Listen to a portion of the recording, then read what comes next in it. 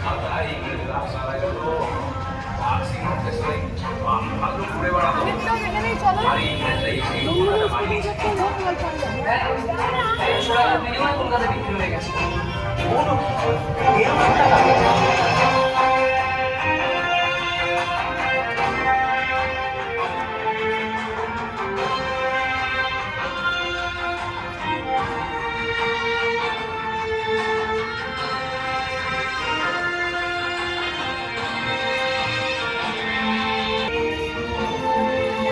সাবর্ণদের কাছে নিয়ে অনুমতি যারা ব্যবসা করেছে করেছে তার চুক্তি তারা বলেছে ওরা গড়েছে গড়েছে নাকি তোমাকে মহিমার ইতিহাস রয়েছে তোমার যা বলেছে মেনে নিয়েছি